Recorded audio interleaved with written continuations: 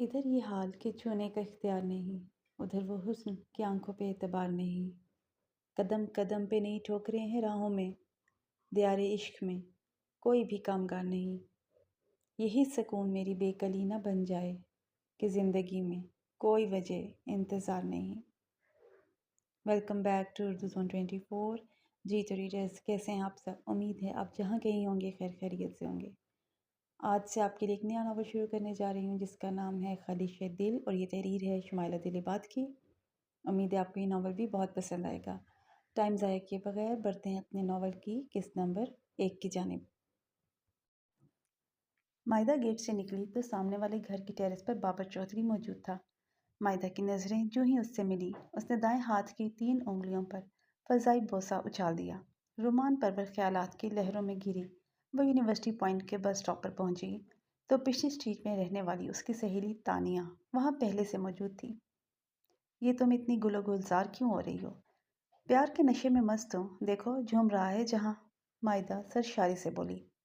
مطلب بابر بھائی آنٹی حلیمہ کے گھر آئے ہوئے ہیں۔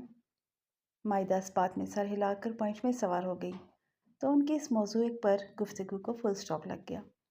1:20 پر سر طاہر نے ان کی کلاس چھوڑی تو تھکی ماندی کلاس بھاگم بھاگ کینٹین کی طرف لپکی، لیکن مائدہ نے ہینڈ بیگ کھول کر میک اپ کا سامان نکال لیا۔ اسے آئی لائنر سے لڑتے ہوئے دیکھ کر فارخلید نے پرجوش آواز سے پوچھا، مائدہ کیا ڈیٹ پر جا رہی ہو؟ اس کی ہاں سن کر ان چاروں نے واؤ کے انداز میں ہونٹ کھول کیے۔ نینا، فارخلید، فاقیہ اور سدرا۔ ان کا تعلق اس دولت مند اور لبرل طبقے سے تھا جن کے ہاں لڑکوں سے دوستی کو معیوب نہیں سمجھا جاتا تھا، جبکہ مائدہ کا تعلق ٹھیک ٹھاک کھاتے پیتے گھرانے سے ہونے کے باوجود اس کے پاپا ابھی تک گاؤں والی سوچ اور رہن سہن پر ہی عمل پیرا تھے۔ تانیہ سٹیٹس اور دہانی دونوں اعتبار سے لوئر مڈل کلاس تھی۔ ہر وقت اپنی سہیلی مائدہ کو صحیح غلط سمجھانے کے چکر میں الجھی رہنے والی تانیہ کبھی کبھار خود پر جھنجھلا بھی جاتی تھی۔ مائدہ 4 سال سے ریلیشن شپ میں تھی۔ BSc سے شروع ہونے والا یہ ریلیشن اب اپنی منزل پر پہنچنے کے قریب تھا۔ MPhil کا آخری سیمسٹر چل رہا تھا۔ اس کے بعد تقریباً سبھی لڑکیوں کی بات منگنی اور شادی کا سلسلہ شروع ہونے والا تھا۔ کیسی لگ رہی ہوں؟ زہر لگ رہی ہو کمینی عورت، تمہیں اپنے گھر والوں سے ڈر کیوں نہیں لگتا؟ تانی، تم ہر بار یہی بات دہراتے تھکتی نہیں ہو؟ جب تم ہر مہینے کلاس بنک کر کے ڈیٹ پر جاتی نہیں تھکتی تو میں دہراتی کیسے تھک سکتی ہوں؟ اس سے پہلے کہ مائدہ کچھ بولتی، اسے میسج ٹون نے متوجہ کیا۔ اس کے ماتھے پر پڑتی شکنوں سے تانیہ نے اندازہ لگا لیا کہ کس کا میسج تھا، اسی لیے سکھ کا سانس لیتے ہی فوراً سے پوچھ ڈالا، پروگرام کینسل کر دیا بابر بھائی نے؟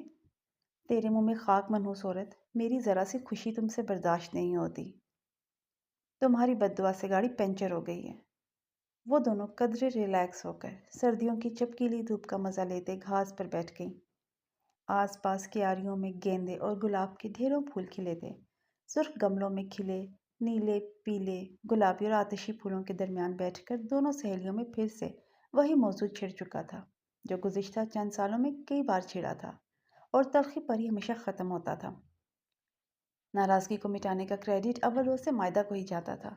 تانیہ نے بہت بار دوستی توڑنے کی کوشش کی، لیکن مائدہ ہمیشہ سے منا لیتی تھی۔ بابر بھائی کے گھر والے منگنی کرنے کب آ رہے ہیں؟ وہ منگنی تو نہیں ہوگی، شاید ڈائریکٹ شادی ہی ہوگی۔ ماں بتا رہی تھی آتکا کے سسرال والے جلد شادی کے معاملات طے کرنے آ رہے ہیں۔ آتکا کی بارات اور ہمارا ولیمہ اکٹھا ہوگا۔ آتکا کے ساتھ کون سا ضروری ہے؟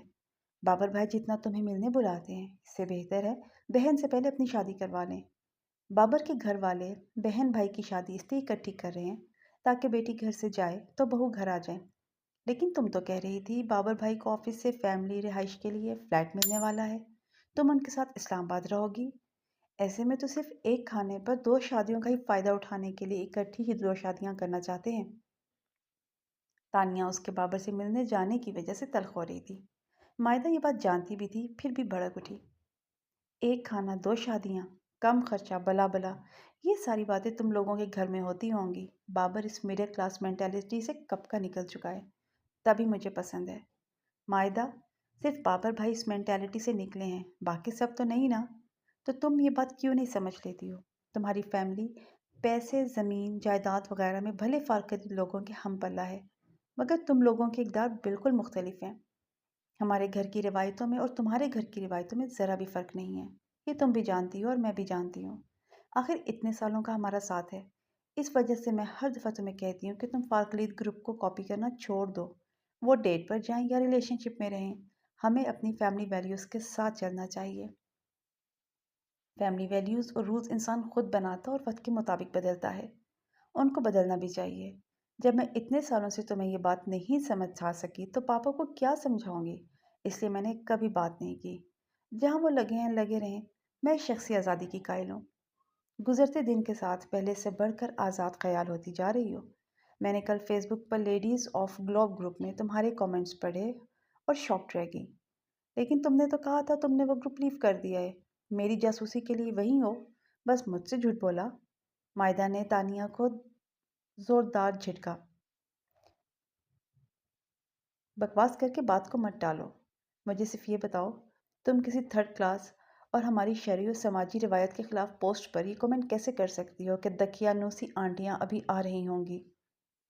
कौन सी पोस्ट की बात कर रही हो? वही जिसमें लड़का फंसाने के लिए कारआमद मशवरे और तीर बहादफ नुस्खे मांगे गए थे। वो तो बस ऐसे ही। मायदा शर्मिंदा सी हुई। ऐसे ही नहीं, तुम्हारी ब्रेन वॉशिंग में सारा हाथ फारकलीत और उन जैसी उस अल्ट्रा लिबरल आंटियों के ग्रुप्स का है। ना उन्हें रिलेशनशिप बुरा लगता है, ना उन्हें शादी से पहले इंतहाई ताल्लुक रखना। तुमने वो पोस्ट भी देखी होगी जिसमें बॉयफ्रेंड साहब ने गुमनाम पोस्ट वाली लड़की की इज्जत तार तार कर दी। अब वो अबॉर्शन के लिए ग्रुप्स में मदद के लिए पोस्टर लगा रही है। ऐसी शख्सी आज़ादी भाड़ में गई।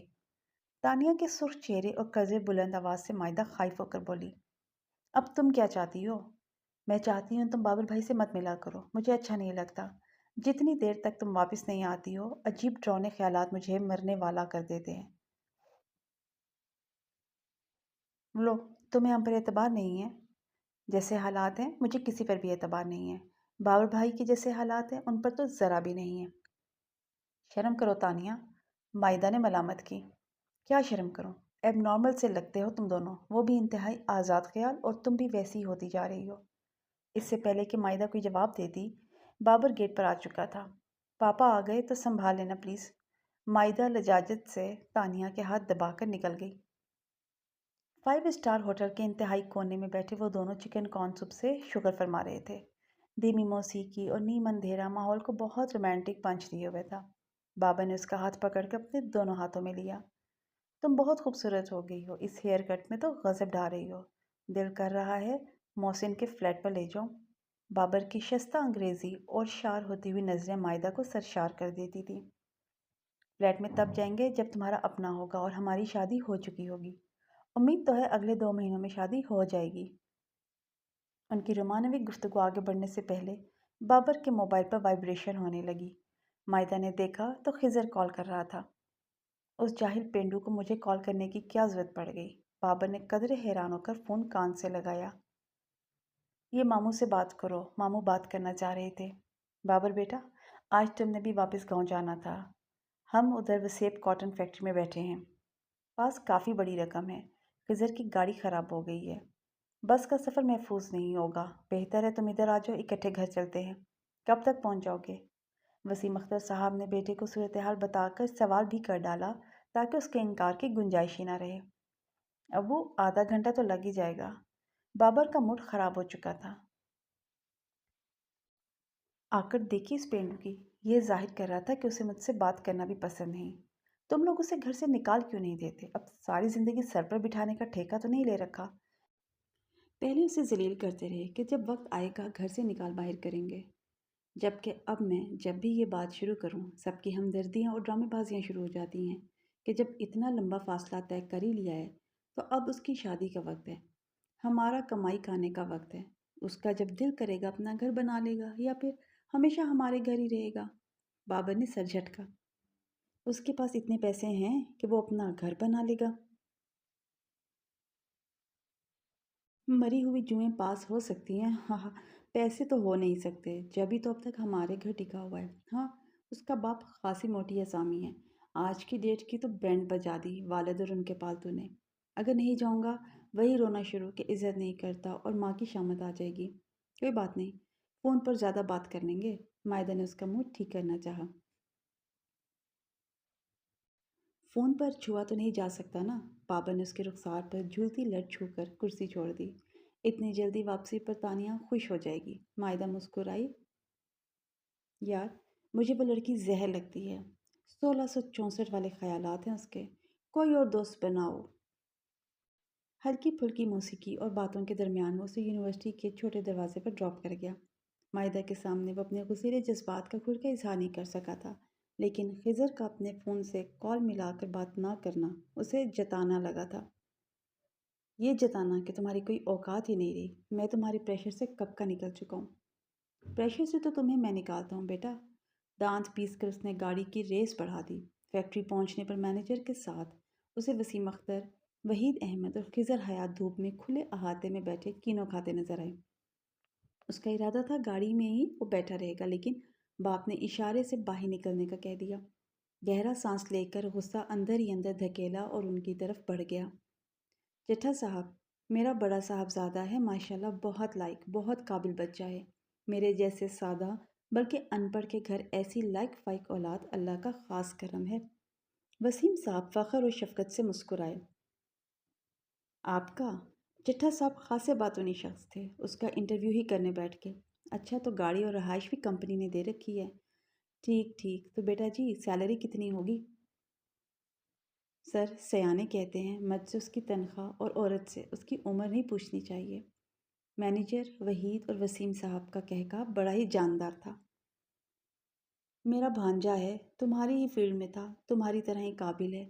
2 साल बमुश्किल पाकिस्तान में नौकरी की तनख्वाह से मुतमईन नहीं था।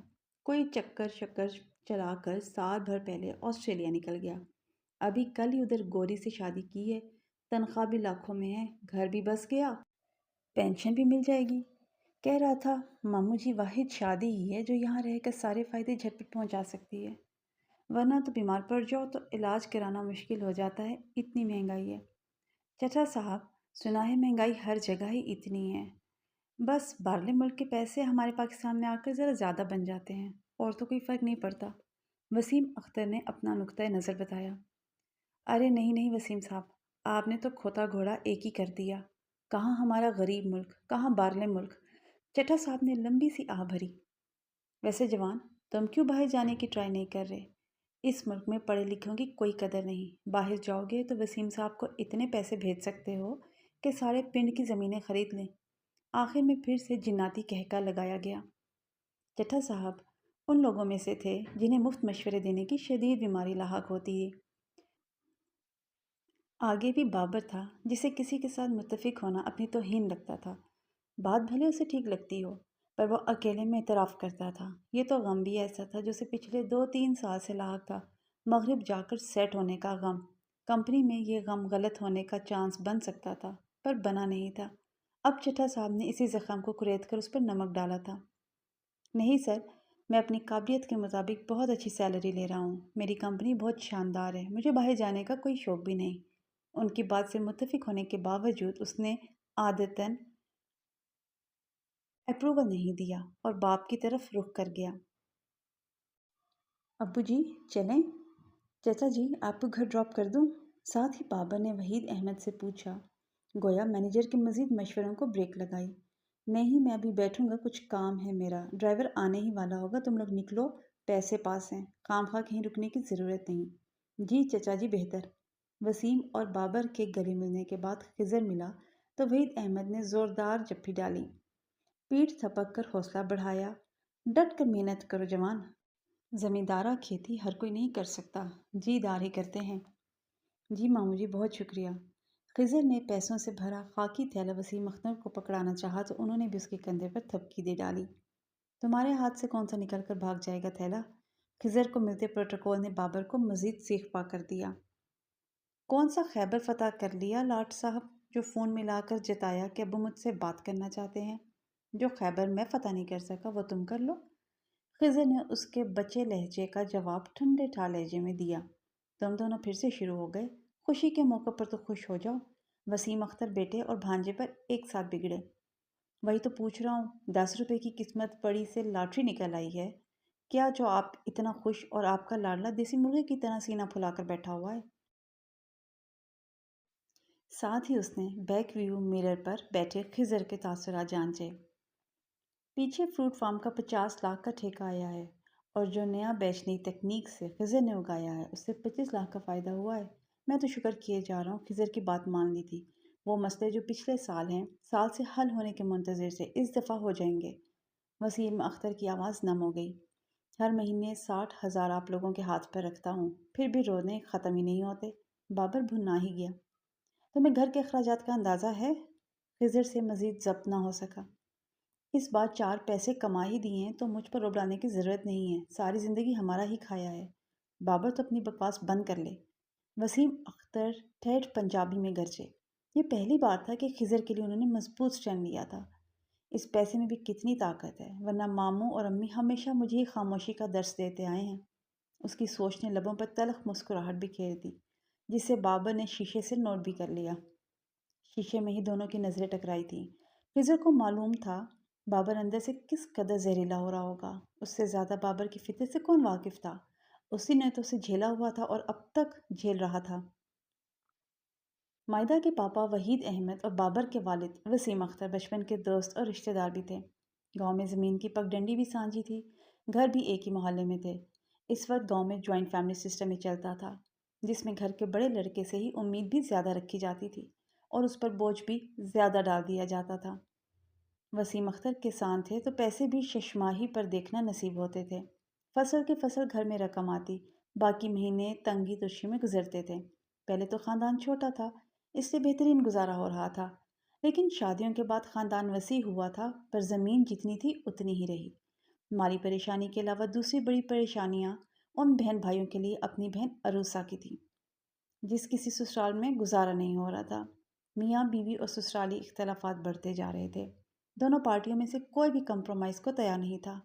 وسیم اختر، فہیم اختر اور حلیمہ اختر تینوں نے عروسہ اختر اور اس کے شوہر کو سمجھوتے کے لیے قائل کرنے پر ایڑی چوٹی کا زور لگایا، ان کے کمسن بیٹے کی زندگی خراب ہونے کے ڈراوے دیے، پر ہوتی ہو کر ہی رہی اور بات طلاق پر ہی ختم ہوئی۔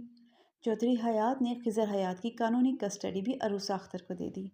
یہ کام بطور نیکی نہیں کیا گیا، بلکہ اس کے پیچھے بھی یہی ذہن تھا کہ اسے سزا ملے۔ پچھلے شوہر کے بچے کے ساتھ نئی شادی کرنے میں شدید مشکلات آئیں۔ عروسہ اور اس کے بچے کا بوجھ بھی گھر میں شامل ہو گیا تھا، تو دونوں بھائیوں نے مل کر صلح کی، کیوں نہ زمین بیچ کر وحید احمد کی طرح قریبی شہر میں کاروبار کر لیا جائے، تاکہ بلا ناغہ گھر میں لکشمی آنا شروع ہو۔ وحید احمد کا کاروبار جس طرح ان کے گھر میں خوشحالی لا رہا تھا، ان کے سامنے کی بات تھی۔ حلیمہ اور عروسہ دونوں کاروبار والے خیال کے مخالف تھیں، لیکن بڑا بھائی ہونے کے ناطے بات وسیم کی چلی۔ چند ایکڑ زمین بچا کر باقی فروخت کر دی گئی۔ حاصل ہونے والی رقم سے کاروبار شروع کیا گیا۔ وحید نے پورے اخلاص سے اپنے جگری یار کی مدد کی، مگر بے سود رہی۔ یوں لگتا تھا مصائب نے اس گھر کا راستہ ہی دیکھ لیا تھا۔ 1.5 سال پہلے سے زیادہ تنگی میں گزار کر بھاری بھرکم مشینری اونے پونوں بیچنا پڑی۔ نقصان کا ازالہ تو ناممکن تھا، لیکن وحید نے اپنی زمین قدرے سستی اپنے دوست وسیم کو فروخت کی، تاکہ وہ لوگ پھر سے پہلے جتنی زمین پر ہی سے ہی کاشتکاری تو جاری رکھ سکیں۔ خود وحید نے اپنے کاروبار میں زمین فروخت والی رقم مزید انویسٹ کر دی۔ یوں پھلتے پھولتے کاروبار کی بدولت خاندان کو لے کر پکا شہر شفٹ ہو گیا۔ وہی زمین اور وہی کھیتی باڑی وسیم اور فہیم کے حصے میں آئی۔ گاؤں میں عزت بھی نہ رہی، اوپر سے گھر میں ہر وقت عورتوں کی لڑائی چلا کرتی۔ متعلقہ نند اور اس کا بچہ بھابھیوں کے لیے برداشت کرنا مشکل ترین ہوتا جا رہا تھا۔ ہر لڑائی کا الزام عروسہ کے سر پہ رکھ دیا جاتا اور بچوں کو لگنے والی ہر چوٹ کا سبب خضر حیات بن جاتا۔ بابر وسیم اختر کی شادی کے کافی سال بعد شدید منتوں مرادوں سے پیدا ہوا۔ اس وجہ سے وہ اور خضر حیات تقریباً ہم عمر تھے۔ عروسہ دیکھتی کہ بابر اس کے بچے کے ساتھ زیادتی کر جاتا ہے تو اپنے بیٹے کو بے دریغ پیٹ ڈالتی۔ بھتیجے پر زور نہ چلتا تھا۔ بھابھیوں اور ان کے بچوں کے سر چڑھ کر اپنے بیٹے کو پیٹنے نے ماں بیٹے کا تعلق بھی کمزور کر دیا۔ خضر حیات کو باپ کجا اور ماں جھوٹی لگنے لگی۔ وہ بات پہ بات باپ کا ذکر کرتا، اپنے گھر جانے کی ضد کرتا تو عروسہ کو فرسٹریشن ہونے لگتی۔ بچے کے باپ کا ذکر کرنے پر بھابھیوں کی چہمگوئیاں شروع ہو جاتی، جن میں عروسہ ہی قصوروار ہوتی۔ عروسہ کو یوں لگتا اس کا بیٹا موقع فراہم کر رہا ہے، جبھی وہ اس پر بات کرتی ہیں۔ یہ خیال آتے ہی خضر حیات کی ماں کے ہاتھوں اس کی شامت آ جاتی۔ باقی بچے خضر کی ماں کے ہاتھوں پٹائی ہوتے دیکھتے تو اسے مزید چڑھاتے۔ ماں باپ کے سائے میں رہنے والے بچوں کے ہاتھ خضر حیات نامی تفریح آ گئی، ایسی تفریح جو بنا کٹ ہر وقت میسر تھی۔ ماں کی کم عقلی بچے کا امتحان بنتی گئی۔ اس تابوت میں آخری کیل اس وقت گڑا جب عروسہ کے لیے شہر کے دور پار کے رشتہ دار کا رشتہ آیا۔ نیا سسرال اور شوہر پچھلے شوہر کی اولاد، خاص کر بیٹا اپنے گھر نہیں رکھنا چاہتا تھا۔ بہانہ تھا کہ گھر میں باقی خاندان کی بچیاں بھی ہیں، وہ پرایا خون گھر نہیں رکھ سکتے۔ عروسہ نے یہ شرط قبول کر لی۔ قبول کرنے کی دو وجوہات تھیں: اس گھر اور ٹاکسک ماحول سے جان چھڑانا، چودھری حیات کو جتانا تم شادی کر سکتے ہو تو تمہارا بچہ میری راہ میں بھی رکاوٹ نہیں ہے، میں بھی دوسری شادی کر سکتی ہوں۔ خضر حیات کے پاس اب ماں بھی نہ رہی، باقی بچوں اور ممانیوں کو جو تھوڑی بہت جھجک تھی وہ بھی جاتی رہی۔ وہ اس گھر کے ہر چھوٹے بڑے مکین کا نوکر بنا دیا گیا۔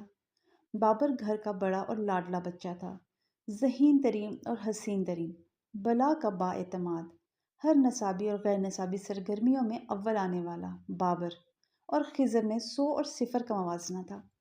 بابر کی اترن، بابر کا جھوٹا کھانا، بابر کی ٹھکرائی چیزیں اسے ہی دے دی جاتی، کوئی دوسرا بچہ ریجیکٹڈ چیک قبول نہ کرتا اور خضر کے پاس لینے کے سوا اور کوئی آپشن نہیں ہوتی تھی۔ عروسہ نے اپنی زندگی میں بھلے کمپرومائز نہیں کیے تھے، لیکن وہ جب بھی آتی خضر کو مزید سمجھوتے کرنے کا درس دے کر چلی جاتی۔ یہی وجہ تھی وہ کمزور ترین بچہ بنتا گیا، خود اعتمادی نام کو نہ رہی تو قوت فیصلہ بھی پرورش نہ پا سکی۔ اگر اس کا اور اس گھر کے بچوں کا اسکول الگ الگ ہوتا تو شاید وہ بھی پڑھائی میں بہت اچھا ہوتا، لیکن اسکول ایک ہی تھا اور اس پر ستم یہ کہ اسکول فیلو بھی یہی گھر والے ہی تھے، چنانچہ وہ ڈاکٹر انجینئر والے خواب نہ دیکھ سکا۔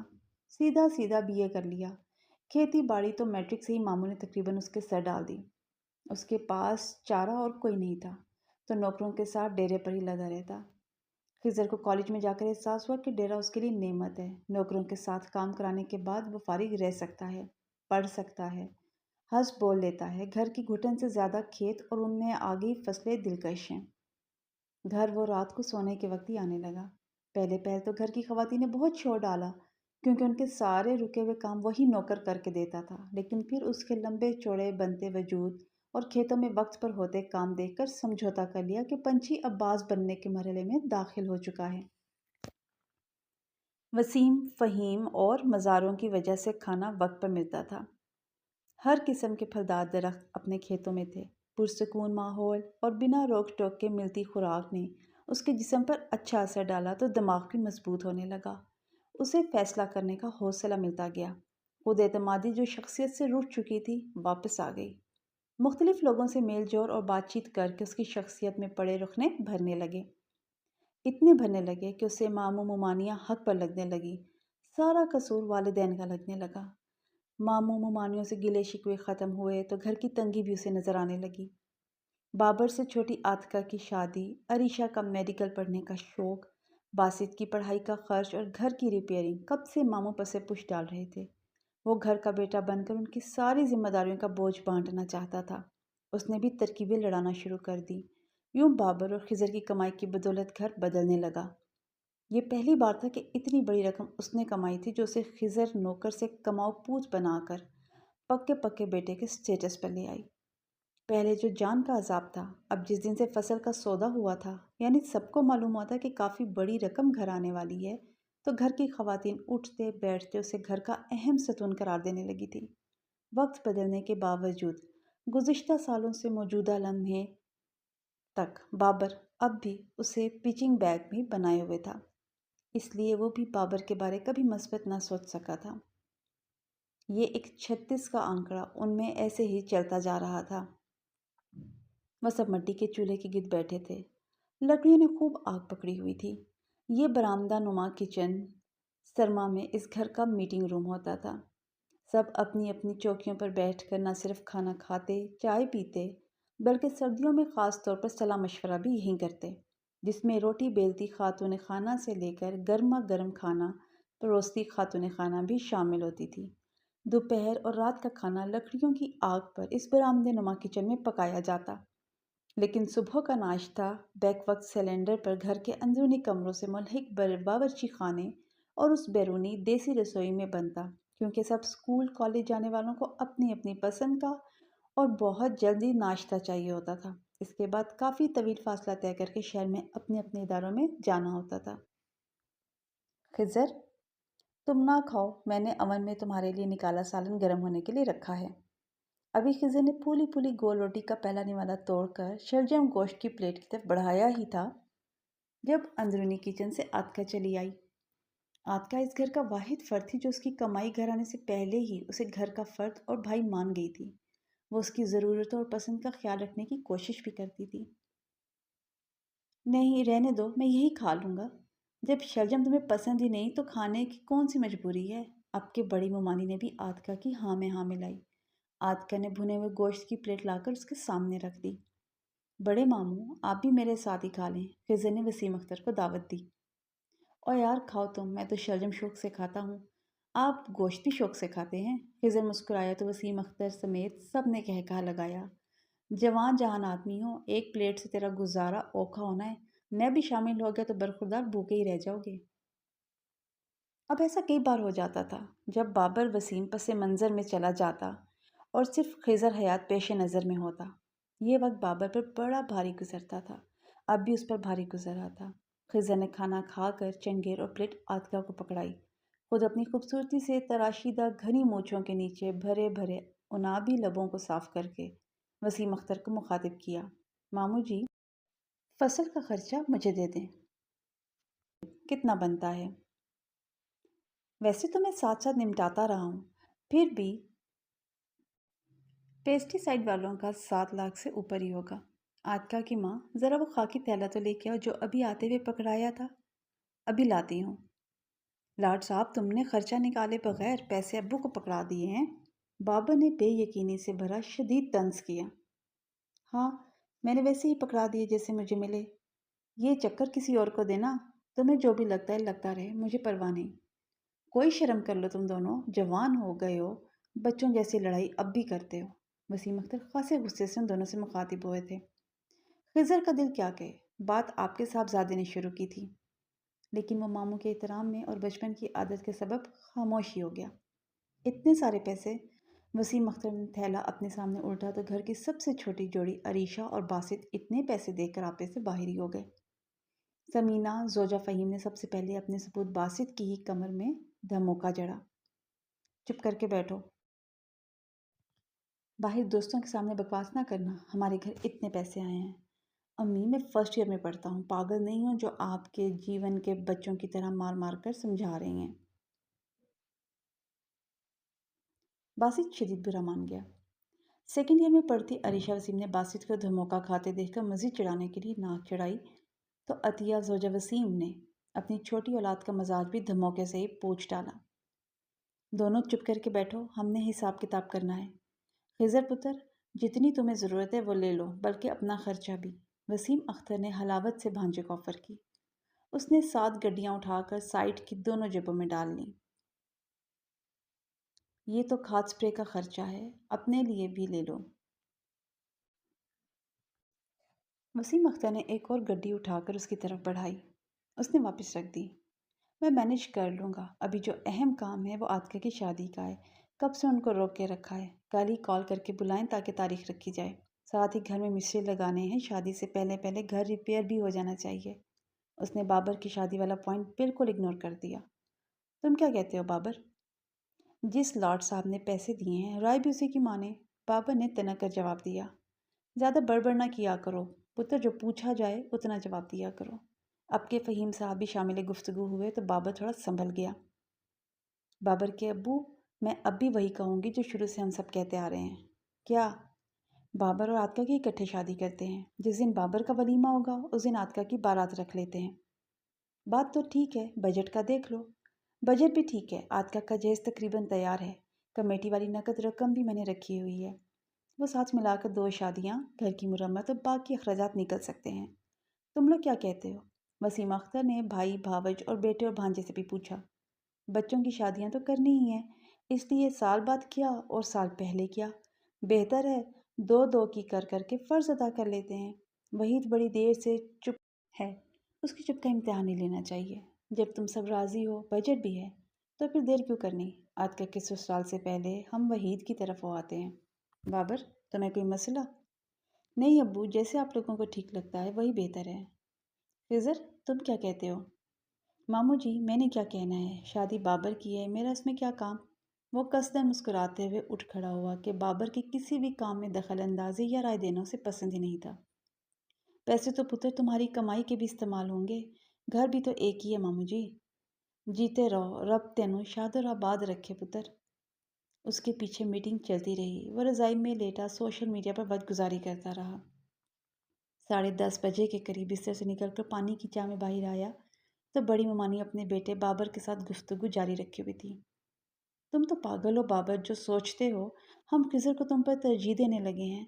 वालिदैन पर बेगानी औलाद का पैसा भी असर नहीं करता। अपनी औलाद भले खोटा सिक्का ना दे तब भी प्यारी लगती है।